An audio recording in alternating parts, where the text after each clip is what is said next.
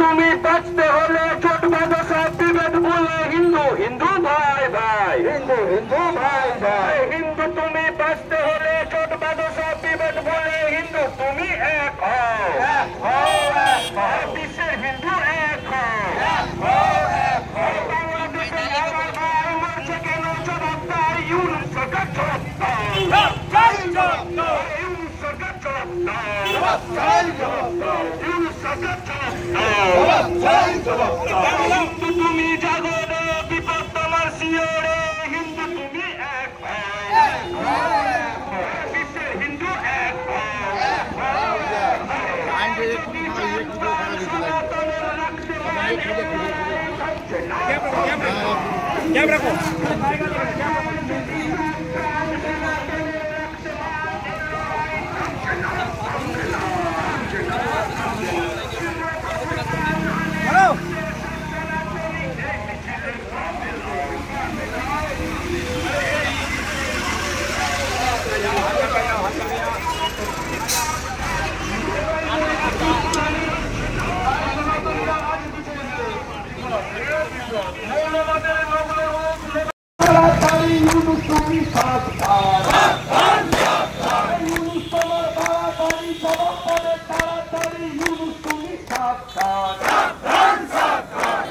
হিন্দু আমার ভাই আমার ভাই আমার ভাই আমার দেশ আমার ভাই হিন্দু এক হও শুনে রাখো কিরণ যায় তাদের পাপ জেনে রাখো কিরণ যায় তাদের পাপ ভারত তাদের ছাড়বে না তুমি শুনে রাখো ইউনুস তোমার ধিক্কার ইউনুস তোমার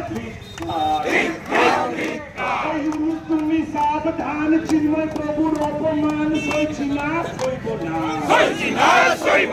ইউনুস তুমি আশা করা যায় না।